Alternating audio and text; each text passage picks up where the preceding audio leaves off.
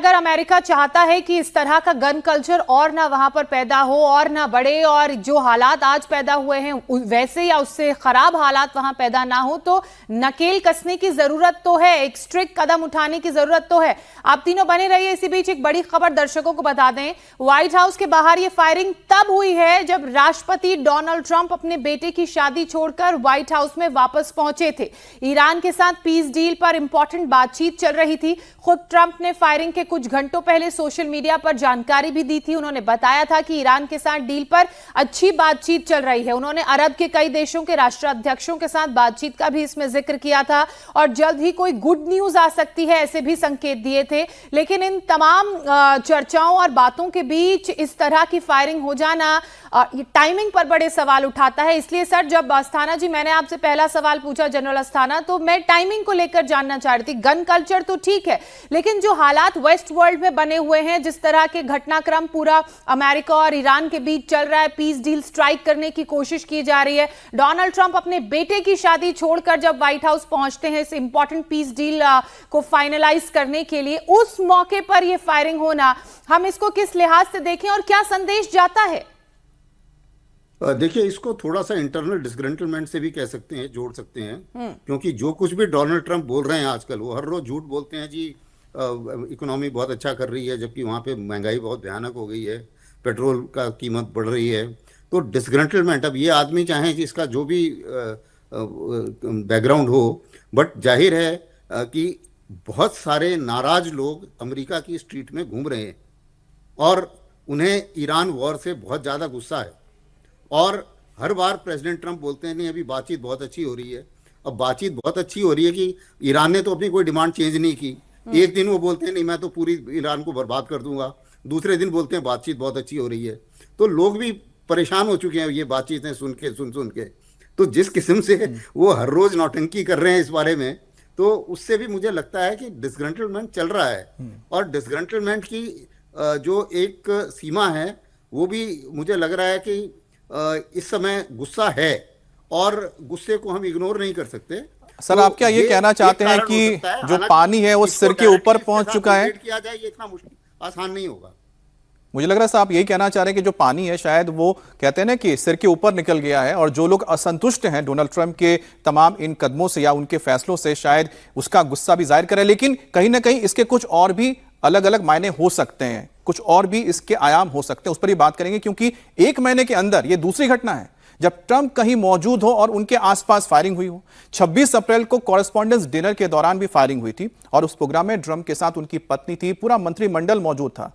और ठीक उससे पहले 2024 में चुनाव प्रचार के दौरान भी एक शूटर ने उनको गोली मारी थी, लेकिन बाल बाल वो बचे थे, बिल्कुल उनके कान को छूते हुए वो गोली निकल गई थी और ठीक उसके बाद ही वो राष्ट्रपति चुनाव जीत भी गए थे। लेकिन इस वक्त के जो हालात हैं ये तो कुछ अलग ही नजर आ रहे हैं, क्योंकि जरूर ये बात है कि डोनाल्ड ट्रंप के कई सारे फैसलों को लेकर और उनके बहुत सारी नीतियों को लेकर लोगों के अंदर गुस्सा है, खासतौर पे जो डेमोक्रेट्स हैं।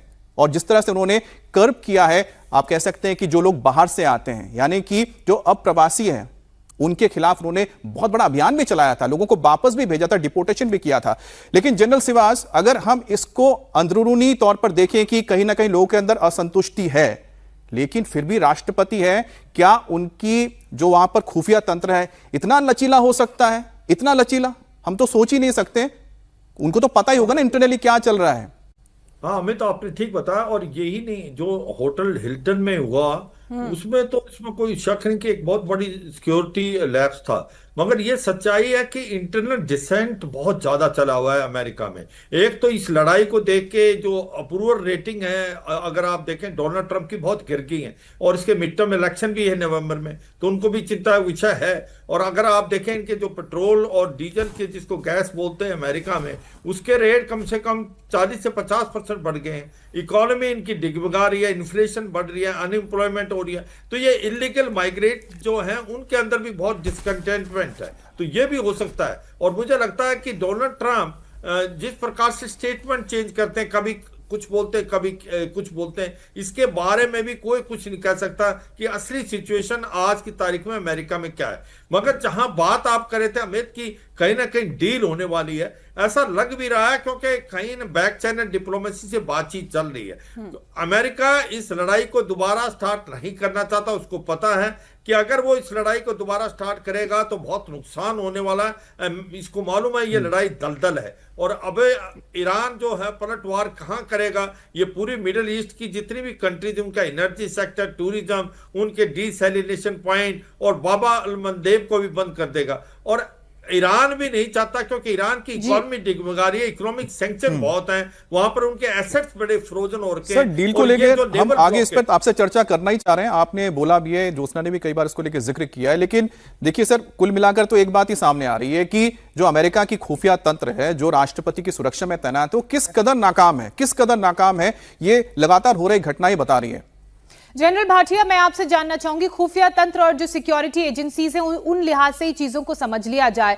चलिए माना कि ये वाला हमला कंपाउंड के अंदर नहीं, बहुत पीछे हुआ, लेकिन इस तरह के कई हमले डोनाल्ड ट्रंप पर वक्त वक्त पर हुए हैं, जो ये दर्शाते हैं कि सिक्योरिटी लैप्स कई मौकों पर देखने को मिला है। भले ही देश के अंदर उनको लेकर नाराजगी क्यों ना हो, अप्रूवल रेटिंग लो क्यों ना हो, लेकिन एक देश के राष्ट्राध्यक्ष हैं, उन पर इस तरह का हमला पूरे उनके सिक्योरिटी सिस्टम पर सवाल खड़े करता है, उनकी इंटेलिजेंस पर सवाल खड़े करता है। थैंक यू, बट ये लोन वुल्फ अटैक समझे। कोई अगर प्रेसिडेंट को मारना चाहता है तो एक रिवॉल्वर लेके नहीं आता, वो पूरा लैस होके आता है, उसकी रेकी होती है, उसकी प्लानिंग होती है, उसके पास और साथी होते हैं, और पूरा एक डिटेल्ड प्लानिंग होती है, और पहले अर्ली वार्निंग कुछ इस तरह की आनी चाहिए। इसको हमको उस तरह से कॉन्स्पिरेसी थ्योरी या फॉल्स फ्लैग थ्योरी या इस तरह का कोई साजिश हो क्योंकि वो ईरान और इराक से बात हो रही है, वैसा नहीं समझना चाहिए।